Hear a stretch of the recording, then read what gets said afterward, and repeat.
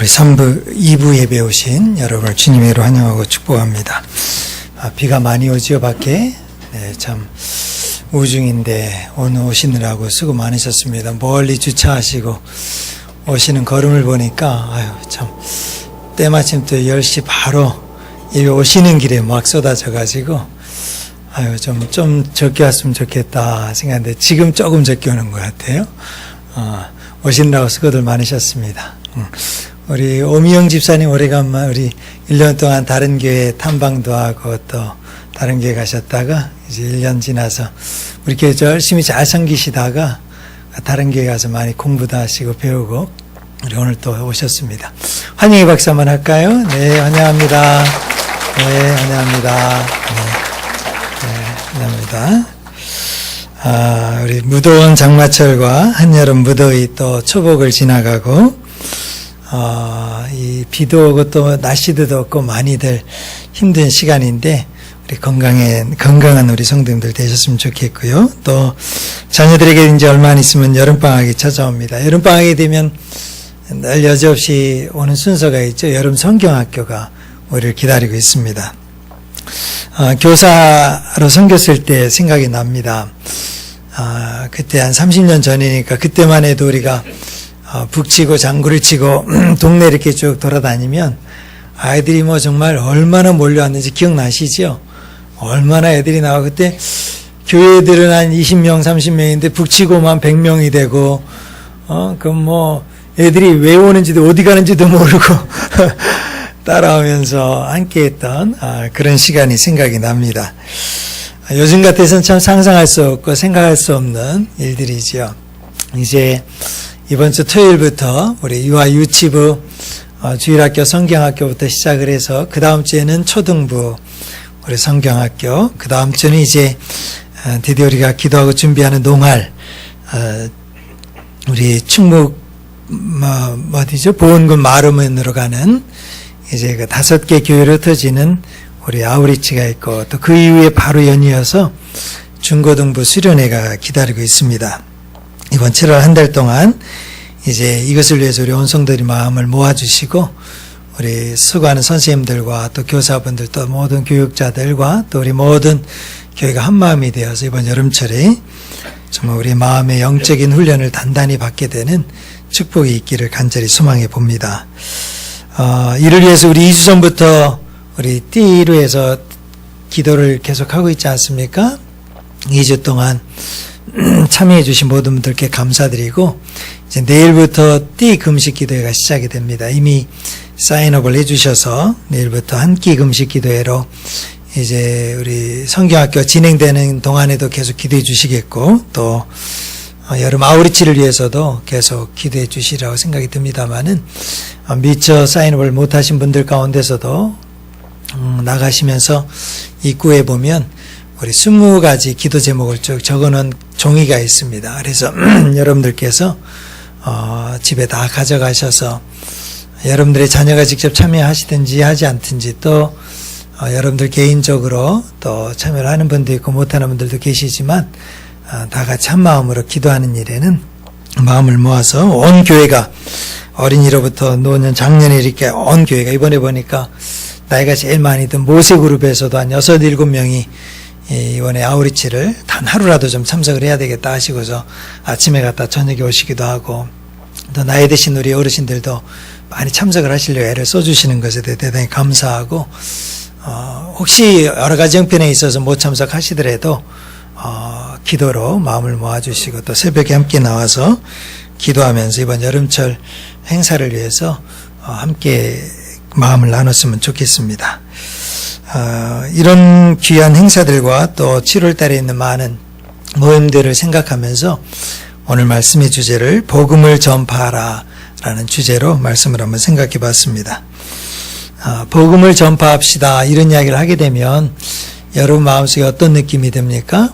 이거는 복음을 전파할 사람은 따로 있다. 먼저 이런 생각이 먼저 들지 않습니까? 복음을 전파하는 사람은 따로 있다. 그러니까 내 일이 아닌 것처럼 우리가 느껴질 때가 참 많이 있습니다.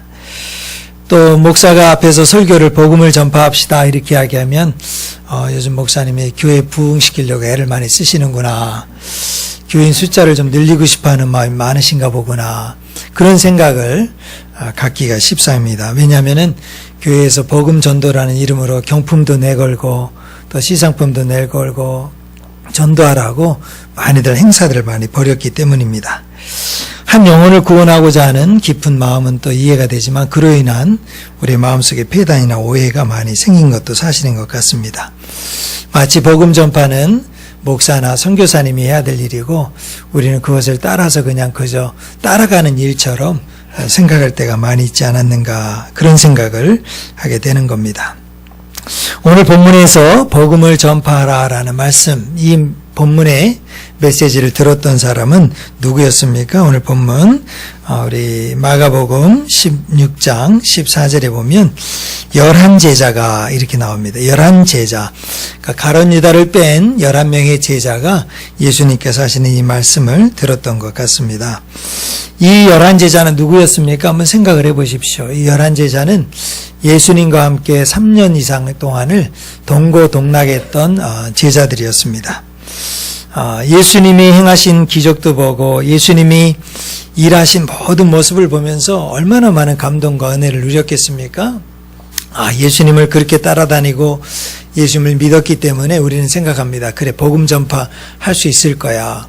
복음을 전파하기에 적합한 사람일 거야. 이렇게 생각할 수 있지 않겠습니까? 그런 오늘 성경 말씀을 보면 그렇지 않다는 걸 우리는 여지없이 깨닫게 되는 것을 보게 됩니다. 그렇게 교회 오래 다녔으니까 복음 전파하는 거 식은 죽 먹기이지 않을까?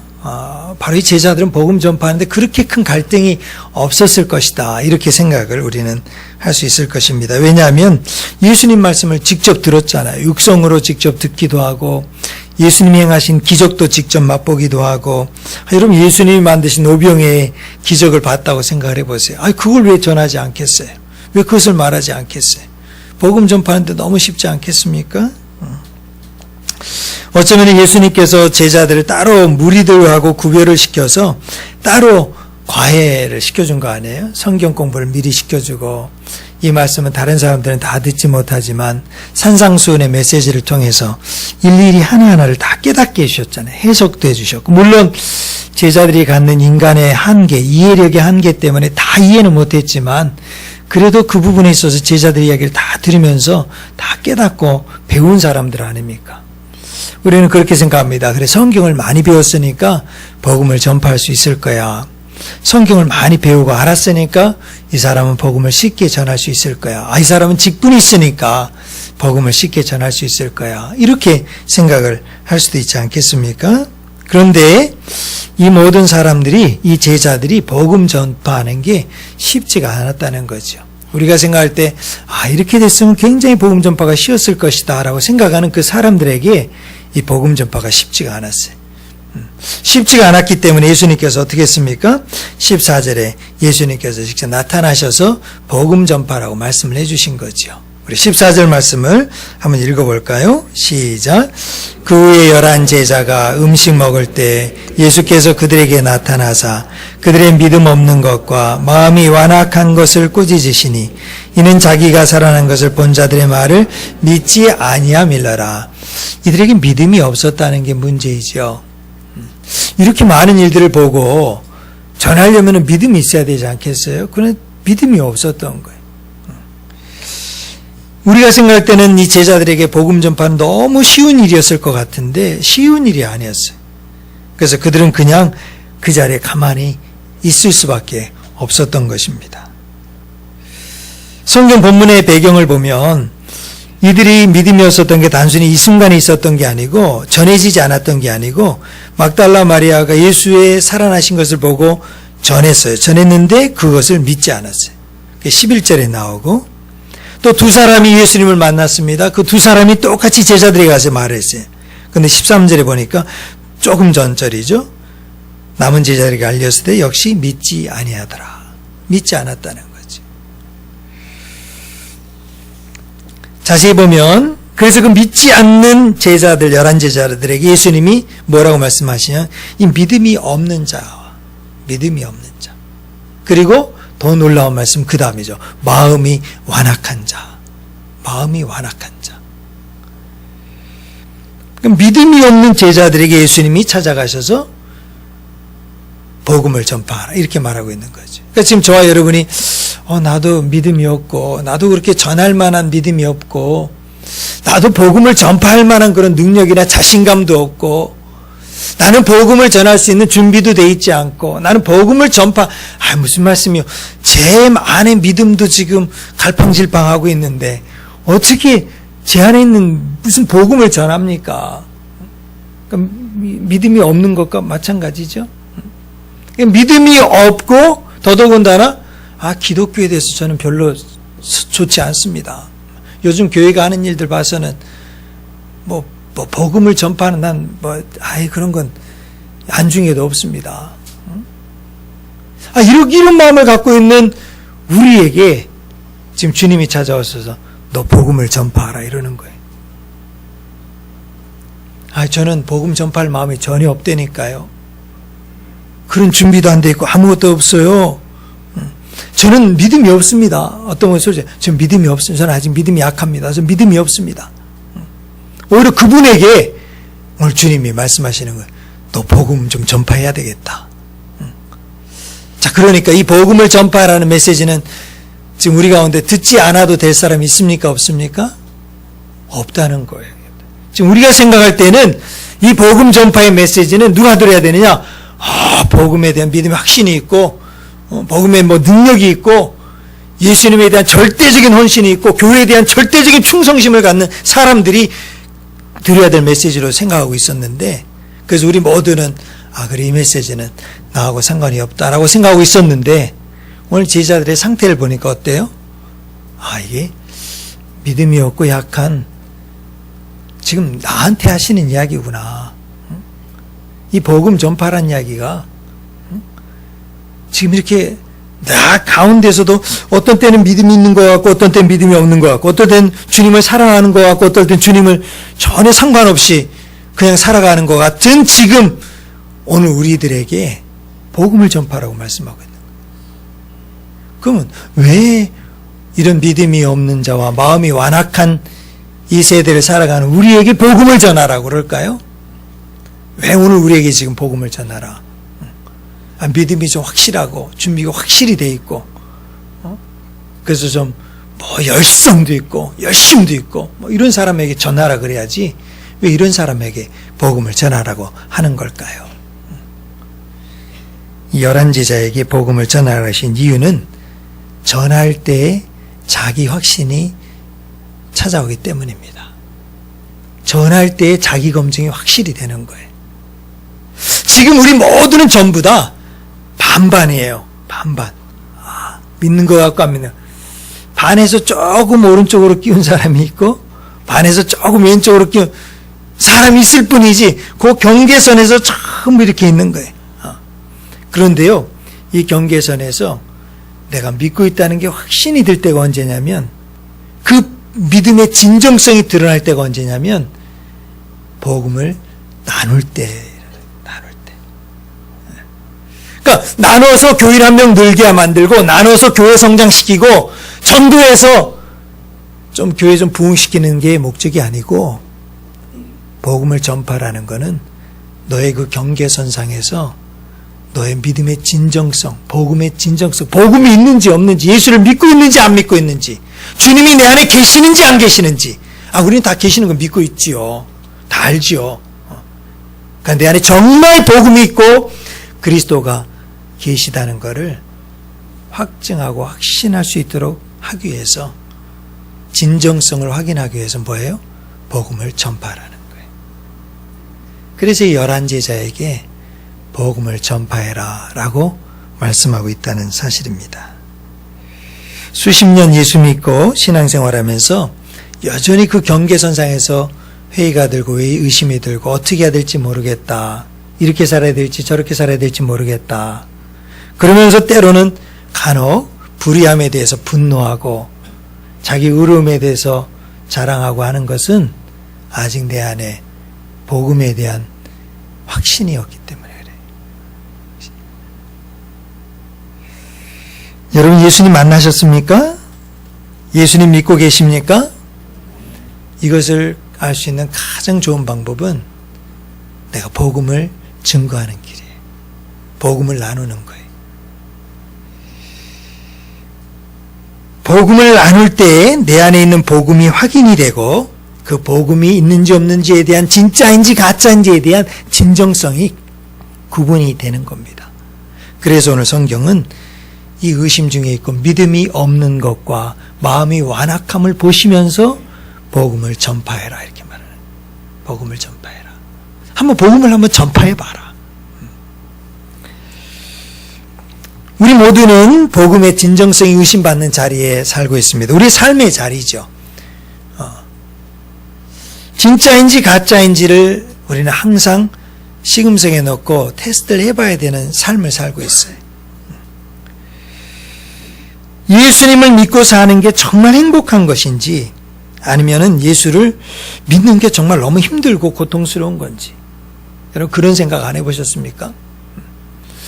십자가를 믿고 십자가에서 돌아가신 예수님이 정말 축복인지 자기 십자가를 지고 주님의 길을 따라가는 게 정말 행복하고 축복인지 아니면 이게 이처럼 고생되고 이게 힘들고 어려운 일이 어디 있나.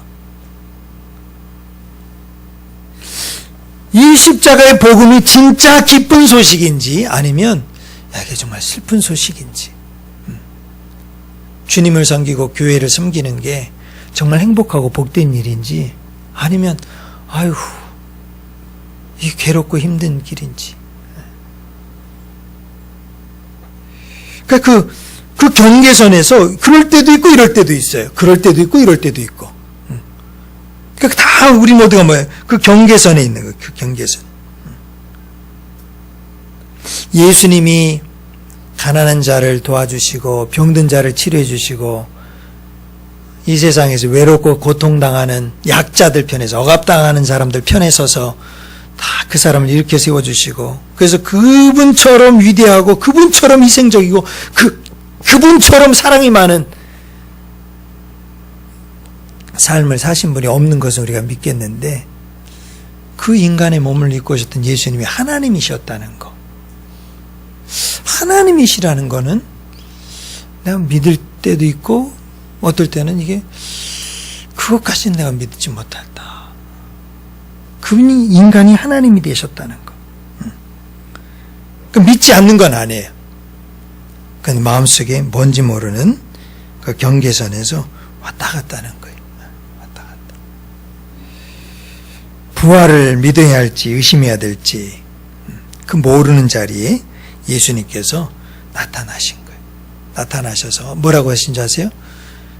의심하는 믿음이 없는 사람들에게 복음을 전파해라. 복음을 전파해라. 근데 그냥 나타나셔서 하신 말씀이 아니죠. 14절에 보니까 뭐라고 되어 있습니까? 그 후에 11제자가 음식 먹을 때 우리 14절 한번 읽어볼까요? 시작. 그 후에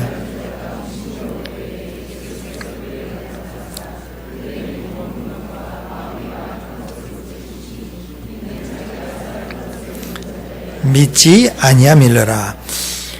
예수님도 마음이 많이 답답하셨나 봐요. 마음이 많이 힘드셨나 봐요. 그러니까 어떻게 했죠? 그 믿음이 없는 것과 그 마음의 완악함을 보시고 꾸짖으셨다 그랬어요. 꾸짖으셨다는 걸 봐서는 예수님이 마음이 이렇게 편하지는 않으셨음을 알 수 있죠. 마음이 편치 않았다. 마음이 편치 않은 그 답답함을 느끼고 안타까움을 느끼는 그 제자들에게 예수님이 꾸짖으시면서 그냥 놔둬라 내가 알아서 하겠다 이렇게 말씀하지 아니하시고 그 제자들에게 온 천하에 다니며 복음을 전파하라 이렇게 말하는. 왜 이 믿음이 없고 완악한 자들에게 이런 부탁을 하고 계실까? 왜 이런 부탁을 하셨을까요? 여기에 보면 이 온 천하에 다니며라 그러지 않았습니까?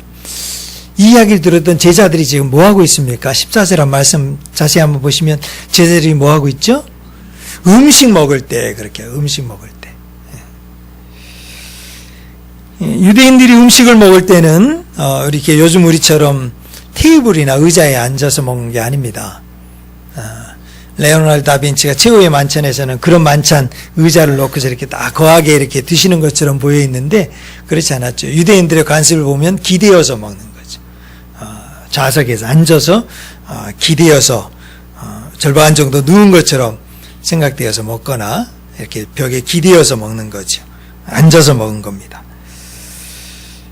이들은 그 자리에 앉았어요. 그 자리에 앉았는데 그 자리에 앉으면서 먹으면서 마음이 그렇게 편치는 않았을 것 같아요. 왜 그런지 아세요? 얼마 전에 십자가 사건이 있었기 때문에. 자기가 믿고 따르던 예수님이 돌아가신 지가 얼마 되지 않았기 때문에. 그래서 아마 그 먹긴 먹지만 음식을 함께 나누긴 나누지만 마음이 그렇게 편하진 않았을 거예요. 다 함께 마음속에 돌아가신 주님을 조금 애도하고 추도하고 추모하는 마음이 더 많이 있었을 것 같아요. 왜? 십자가상에서 비참하게 죽으신 예수님을 생각했기 때문에. 그분을 생각하니까 마음이 그렇게 편안하진 않았을 거예요. 좀 무거운 침묵이 11 제자들 공동체 가운데 흘렀을 것 같아요. 무거운 침묵. 그러면서 마음속에 느끼는 그 애도하는 마음, 슬픈 마음, 주님이 돌아가신 지 얼마 되지 않은 그 마음 속에서 느끼는 제자들 가운데 엄숙한 마음, 자신들을 위해서 아낌없이 주셨던 스승의 마음과 교훈을 생각하면서 느꼈던 그 마음이 굉장히 많이 컸을 것 같아요. 그 제자들에게 예수님께서 온 천하에 다니며 복음을 전파하라 그런 거예요. 온 천하에 다니며. 슬픔과 좌절과 아픔 속에서 그냥 앉아있는 그 자리, 편안한가 안락한가 주저앉아있는 그 자리에 있는 제자들에게 너희들 어떻게 하라? 온 천하를 다니며. 여기서 우리는 복음의 결정적인 하나의 특성을 볼 수 있습니다. 예수님의 특징이라고 할 수도 있고 신앙의 특징이라고 할 수도 있죠. 신앙은 앉아서 추도하는 모니먼트, 어떤 기념비를 세우는 게 아니라는 겁니다. 그래서 어떤 분이 그런 이야기를 했어요. 모니먼트에서 무브먼트로 옮겨야 이게 신앙이다. 오늘 드리는 우리가 예배도 마찬가지입니다. 오늘 드리는 10시 예배 1시간은 돌아가신 예수님, 아니 지금 예수님을 기억하고 추모하고 애도하고 슬퍼하는 시간은 아니에요. 어떤 기념식, 예식을 참석하는 건 아니에요. 모든 종교는 예식이 있습니다. 의식이 있습니다. 과거를 추모하고 추도하며 기억하는 시간이 모든 종교 예식의 거의 전부라고 말할 수 있습니다. 근데 기독교만큼은 주님이 말씀하세요. 나를 위해서 슬퍼하지 말아라. 기독교는 모니먼트, 기념비, 예식을 가지는 종교가 아니다. 왜? 주님은 살아나셨기 때문입니다. 주님은 살아나셨기 때문에 나를 기념하거나 나를 위해서 그렇게 할 필요는 없다. 신앙은 기념비를 쌓는 것이 아닙니다. 심지어 우리가 기념하고 있는 성찬조차도 지금 이 자리에서 살아 역사하시는 주님을 먹고 마시는 겁니다. 주님과 함께하는 것입니다. 그것을 말하는 거예요. 신앙은 앉아서 토론하는 것이 아닙니다. 어떤 지적인 유의를 즐기는 것도 아니고 또 우리가 앉아서 무언가 음식만 먹으면서 즐거워하는 시간이 아닙니다. 신앙은 움직이는 거예요. 천하를 다니며. 다니라는 거죠. 다녀라. 움직여라. 무브먼트를 일으켜. 그러니까 예수님께서는 십자가 못 박혀 죽으셔서 어떻게 하셨어요? 그 이후로 부활하셔서 무브먼트를 일으키시는 거예요. 그래서 예수님께서는 평생에 계시면서 그분은 교회를 짓지 않으셨어요. 그분은 자기에 관한 기록을 남기지 않으셨어요. 자기의 남긴 유물과 유적도 남기지 않으셨어요. 왜? 그분은 무브먼트를 하시는 분이에요. 계속 움직이는 분이셨기 때문에, 운행하시는 분이셨기 때문에, 역사하시는 분이셨기 때문에. 복음은 우리 11 제자들에게 주어진 것이 아닙니다. 복음은 예수님을 따르는 사람들에게만 주어진 것이 아닙니다. 복음은 교회만을 위해서 주어진 것이 아닙니다. 복음은 온 천하를 위해서 주어진 거라는 거예요. 그래서 온 천하를 다니며, 이 천하라는 말이 바로 요한복음 3장 16절에 나오는 하나님이 세상을 이처럼 사랑하사, 이 세상이라는 단어하고 똑같은 단어예요. 코스모스. 하나님이 독생자들 예수 그리스도를 통해서 구원을 이루신 것은 그의 이름을 믿고 구원받는 교회 다니는 사람만을 위해서 주신 게 아니라 온 세상을 위해서.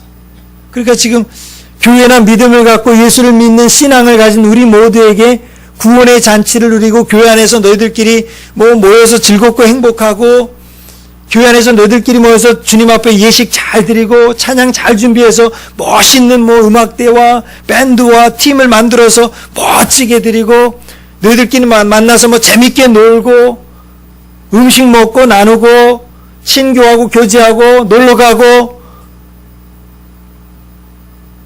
이걸 위해서 예수님이 복음 하나님의 아들 구원을 주신 게 아니라 온 세상을 위하여 온 세상을 위하여. 그래서 지금 이 제자들에게 뭐예요?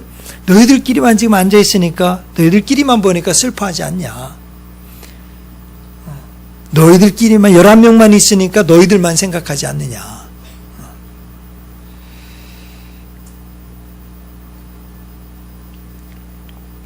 복음은 우리들끼리만 보게 하는 눈을 열어서 온 천하에 다니며 무브먼트를 일으키라라고 말씀하는 겁니다. 움직여라, 다녀라, 다녀라.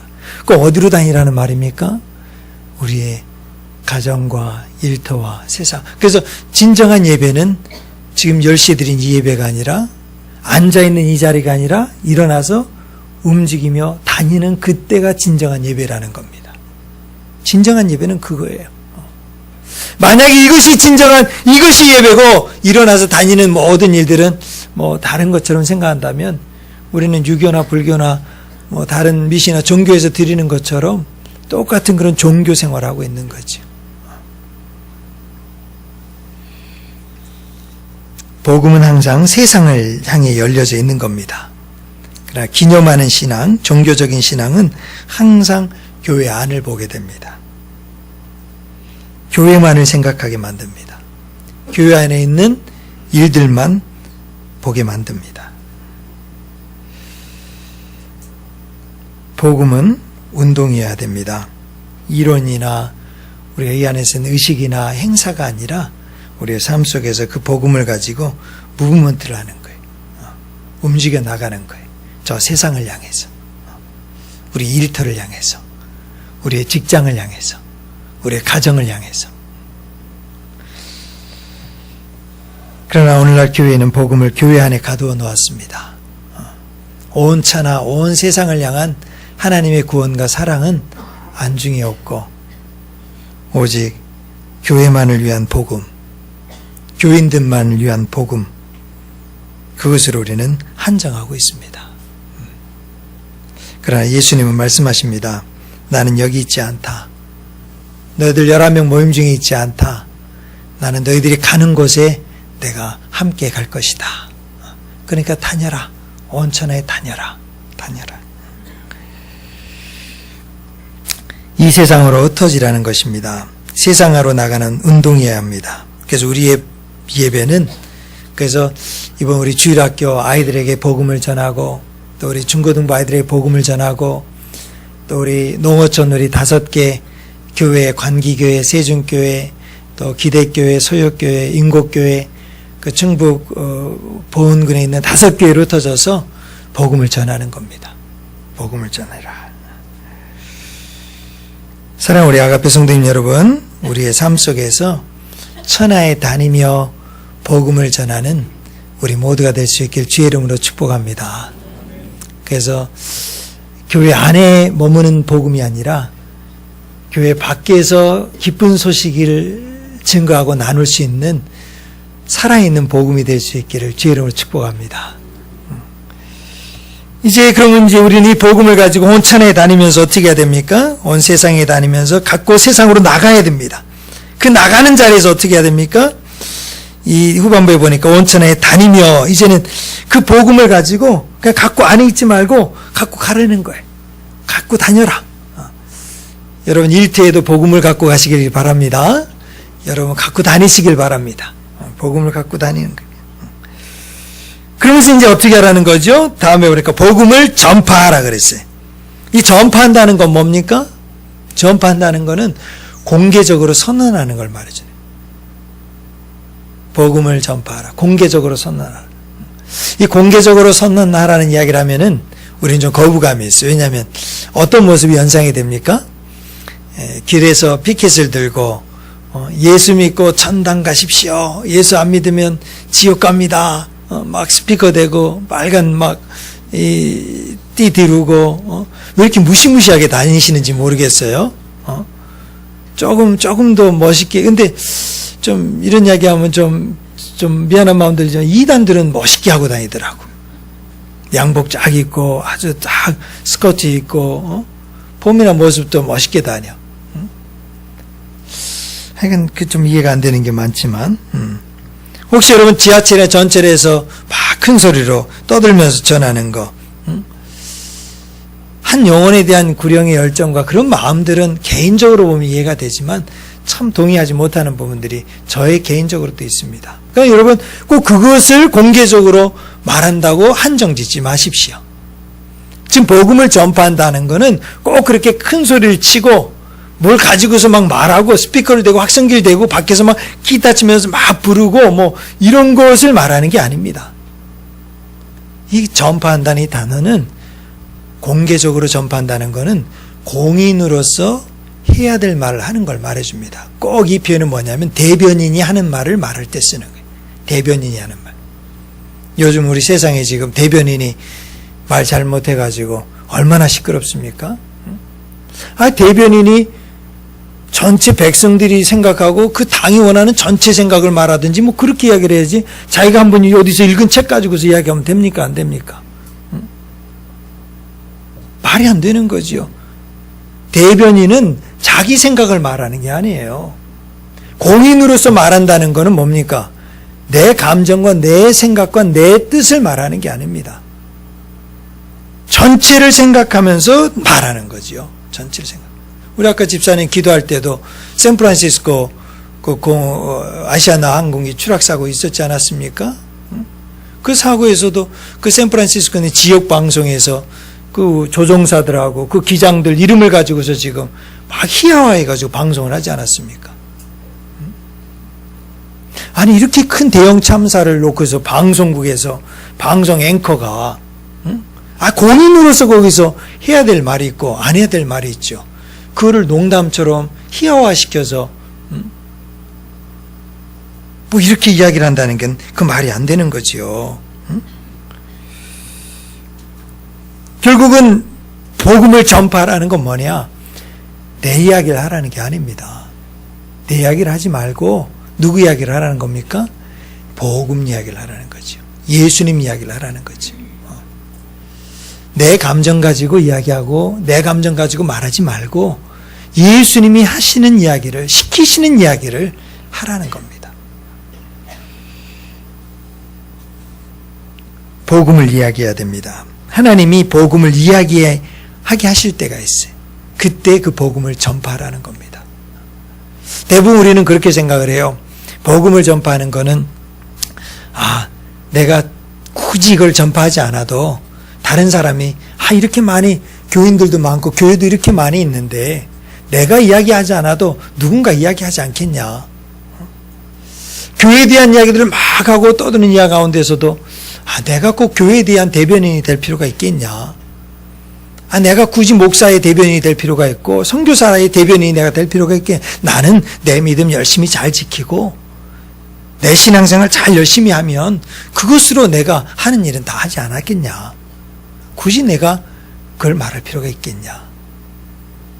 그런 마음이 들어서 우리 모두가 입을 열어서 공적으로 복음을 말하는 것에 대해서 굉장히 다 입을 꼭 다물고 있다는 거죠.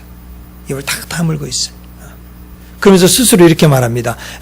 말을 몇 마디 하는 것보다 내가 삶으로 보여주는 게 좋겠다. 물론 그 삶을 통해서 전도하는 게 굉장히 중요한 겁니다. 그것이 말보다 우선 중요하게 생각이 듭니다. 그러나 삶으로 보여준 다음에는 입을 열어서 말해도 괜찮아요. 근데 삶으로 계속 보여준다고 가만히 있고 끝까지 말을 안 하면 그 사람은 잘 몰라. 못 깨달아. 오늘 주님은 우리에게 말씀하는 겁니다. 너희들이 입을 열어서 복음을 전파해라.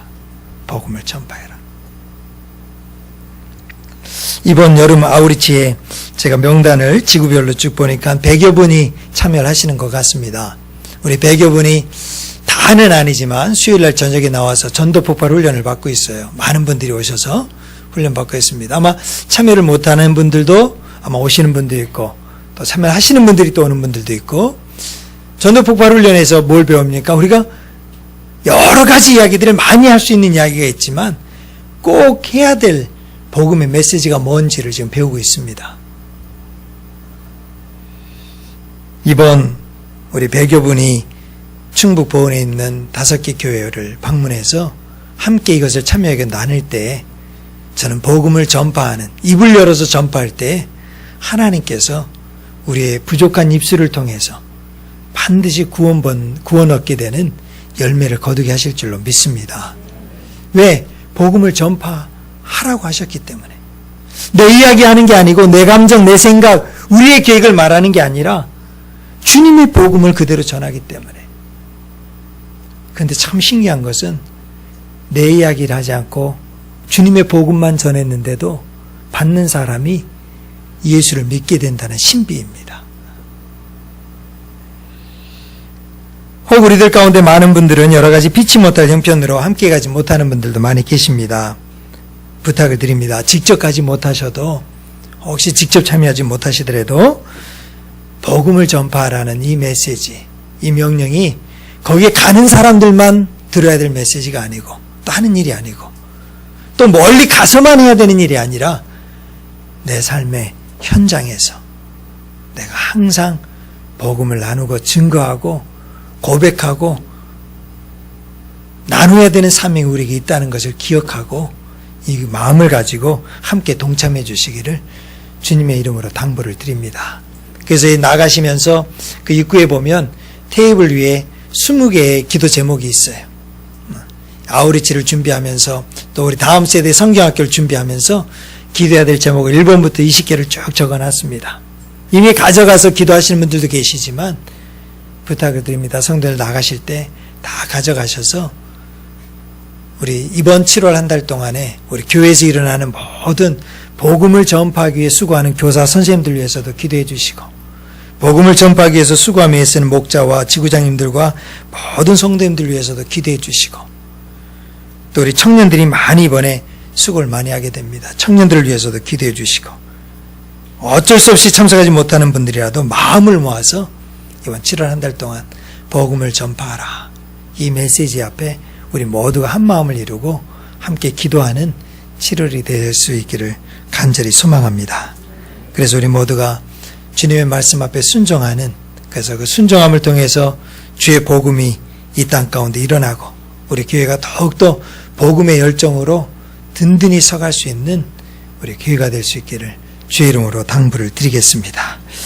이 시간 우리 함께 찬송가 같이 불렀으면 좋겠습니다.